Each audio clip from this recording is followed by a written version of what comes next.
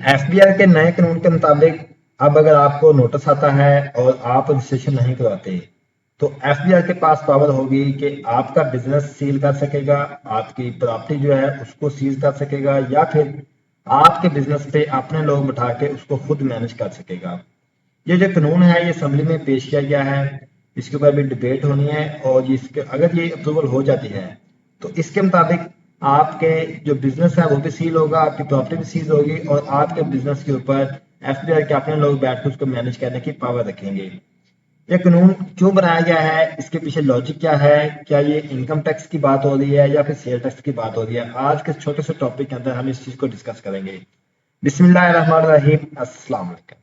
आपको अपने channel A to G tax consultant पे वेलकम करता हूँ। नाज़रीन, मैं हूँ आसिफ नदीम और आप देख रहे हैं मेरा यूट्यूब चैनल और फेसबुक पेज।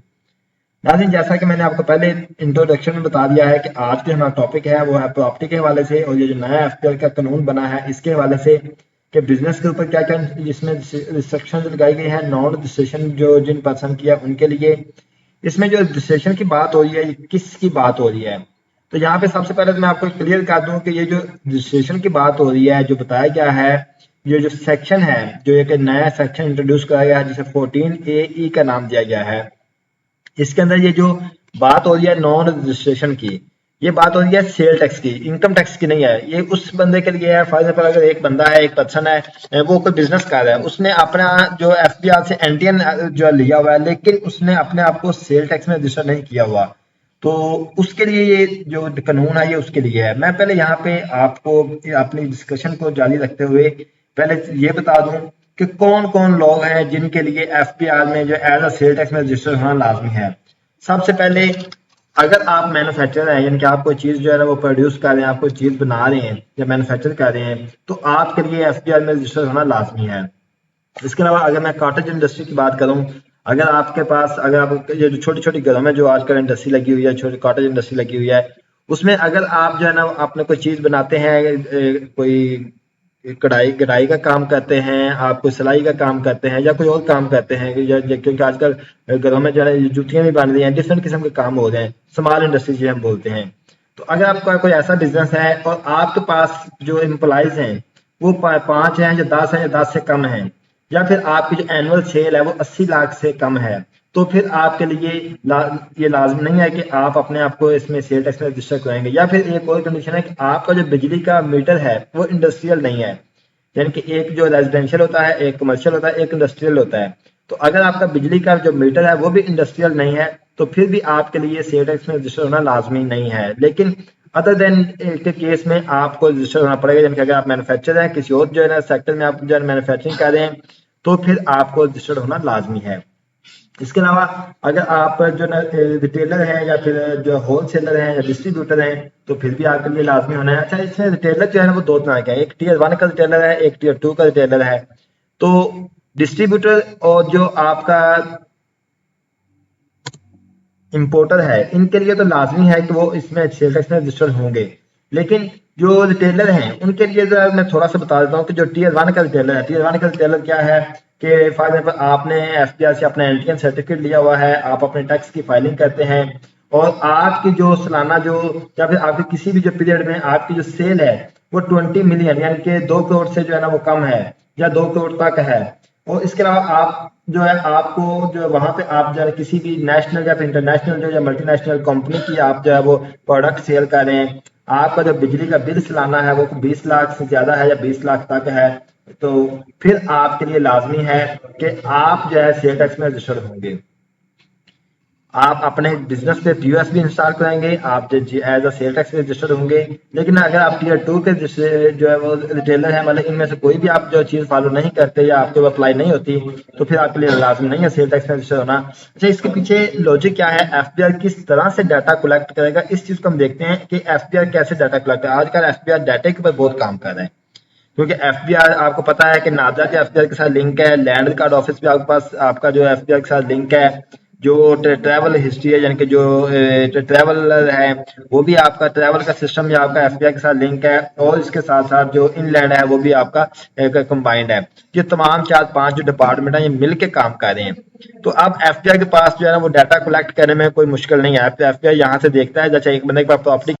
तो इसमें जो एफबीआई का जो डाटा कलेक्शन, इसमें डिफरेंट जो डिपार्टमेंट है वो इन्वॉल्व है। तो एफबीआई के लिए अब मुश्किल नहीं है कि आपका जो डाटा है वो कलेक्ट करना, उसके लिए कोई मुश्किल नहीं है। अब एफबीआई क्या कहता है कि देखता है कि अगर एक बंदे के पास जो है ना वो एक या दो से ज्यादा या जो 3-4 प्रॉपर्टीज है उसके डाटा इकट्ठा करता है, या फिर ये होता क्या है कि ये जो सेल टैक्स के लिए होता है, ये जो एफबीआई के इंस्पेक्टर हैं ये मार्केट में विजिट करते रहते हैं, वहाँ पे रिटेलर के पास, होलसेलर के पास या फिर डिस्ट्रीब्यूटर के पास विजिट करते रहते हैं, वहाँ पे देखते हैं कि किसकी क्या सेल है, खुद उसका एक एस्टिमेट लगाते हैं, उसकी बेस पे जो है वो फिर जाके उसको नोटिस भेज देते हैं कि भाई आपके लिए लाजम है कि आप सेल टैक्स में रजिस्टर्ड हो, क्योंकि आपकी सेल इतनी चल रही है।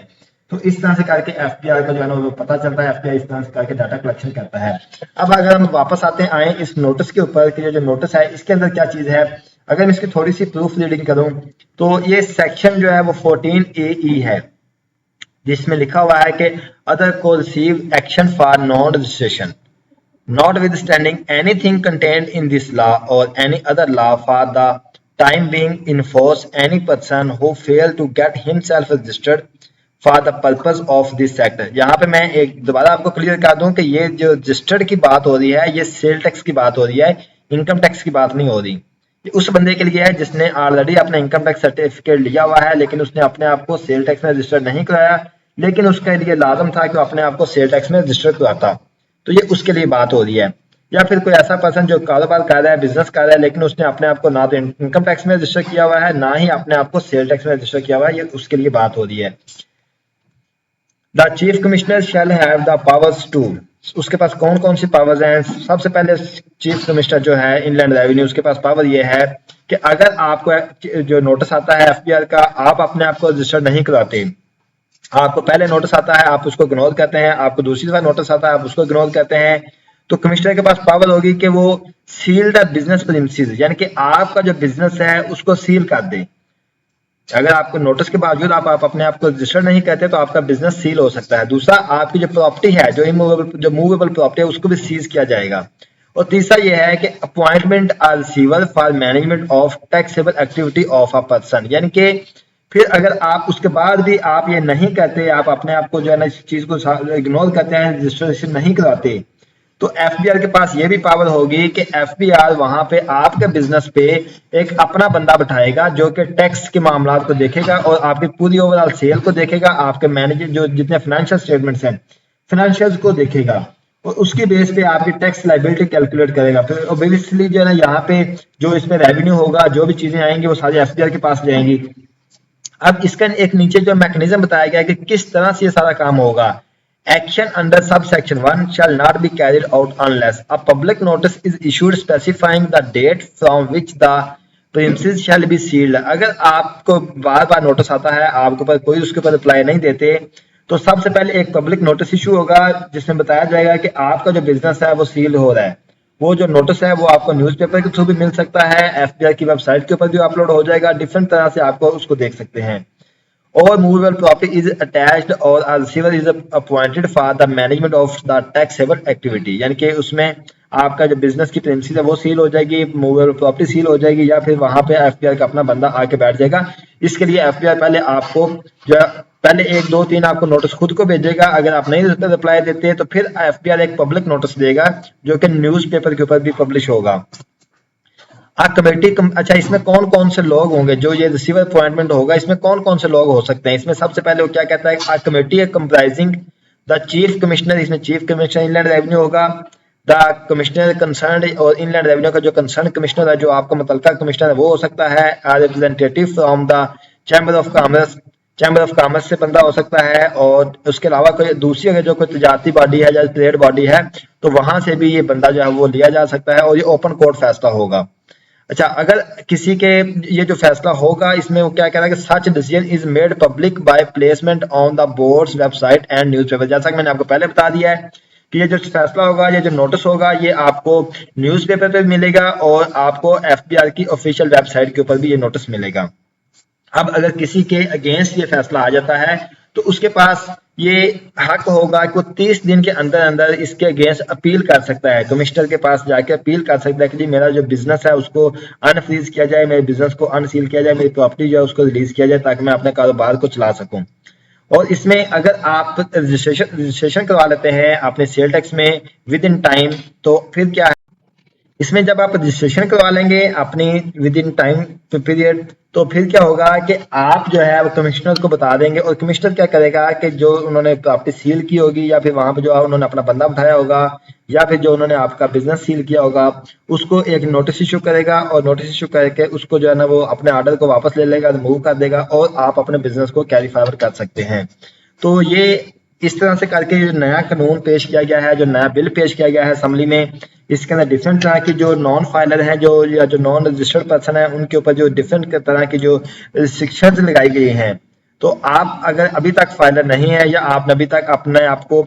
सेल टैक्स में रजिस्टर नहीं किया, लेकिन आपकी जो है वो लाइबिलिटी है कि आप सेल टैक्स में रजिस्टर्ड हों,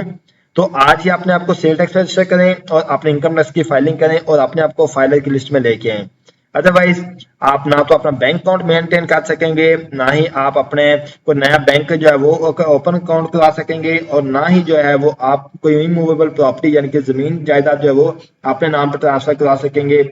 और इसके साथ अगर आप बिजनेस पर्सन हैं तो, और आप नॉन फाइलर हैं, नॉन रजिस्टर्ड पर्सन हैं, तो आपका जो बिजनेस है वो भी सील हो सकता है। इसलिए